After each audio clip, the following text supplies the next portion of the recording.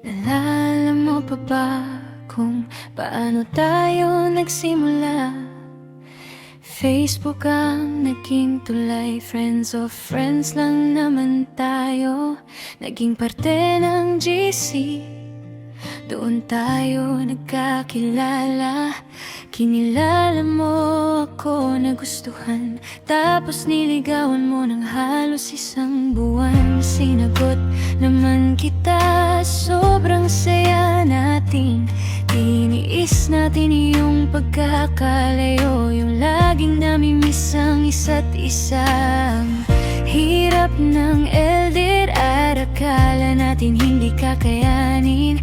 May mga tampuhan, may mga away, pero laging batirin. Hindi mo pinapatagal, ikaw palaging nagpapakumbaba. Sino ba naman ang hindi mahuhulog sa'yo? Inaalagaan mo ako kahit hindi tayo magkatabi. Pinapagalitan mo kapag ang tigas ng ulo ko. Ina-update mo pa rin kahit nagkakaaway tayo. Ramdam ko tama pa na nandyan ka palagi. Dati kilala kita na seryoso, hindi marunong tumawa. Medyo matigas pa makitungo, parang ang lamig. Pero nung sinabi kong baguhin mo ng kaunti, ginawa mo. Nagsimula kang magbiro, naging komportable na tayo.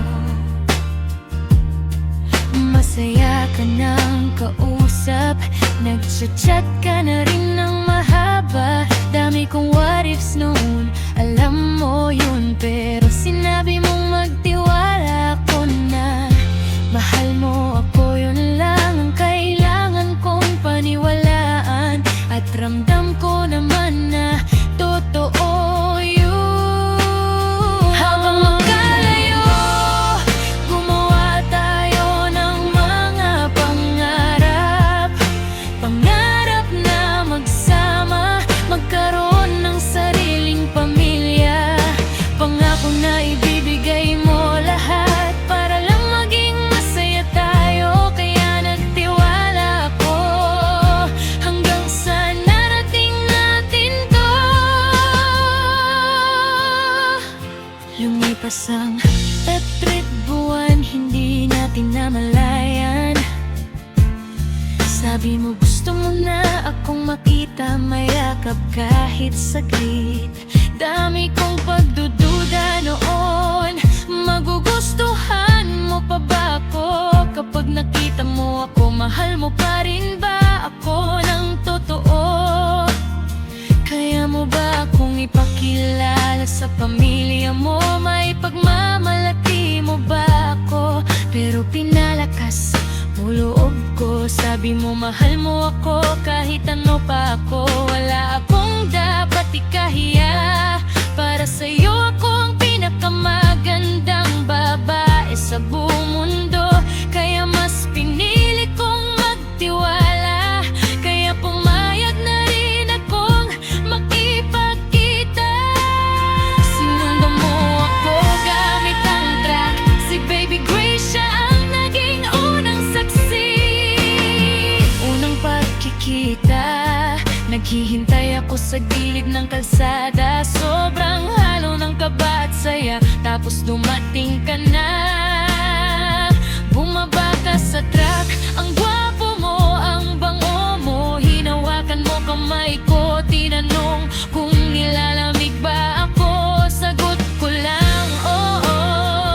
Tapos niyakap mo ako, tulad ng pangako mo. Grabe yung kilig ko, yun talaga ang hinihintay ko. Ipinakilala mo ako kay Papa, ang bait mo man pala nila. Kinabukasan, hinatid mo na rin ako. Malungkot kasi maghihiwalay na naman. Kailan pa kaya tayo magkikita ulit?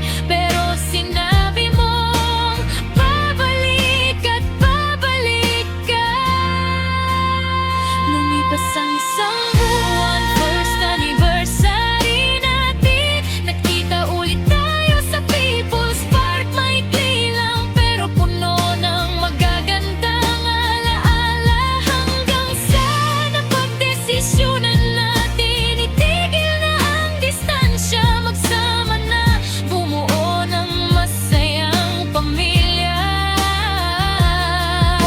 Hindi ko inakala na magiging posible, pero kung gayon aking asawa ko, kung walang tiwala at pagmamahal, baka wala tayo ngayon dito.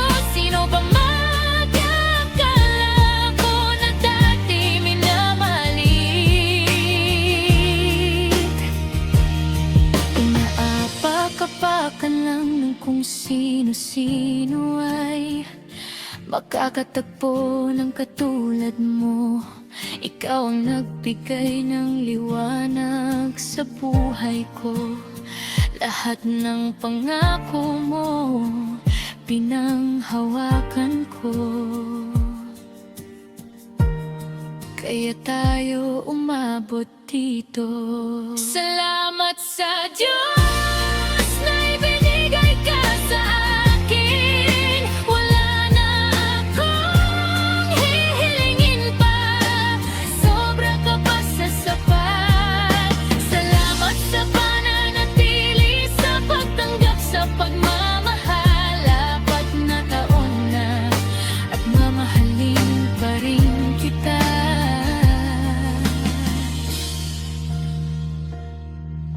Ikaw lang darin maglaya, mahal na mahal kita.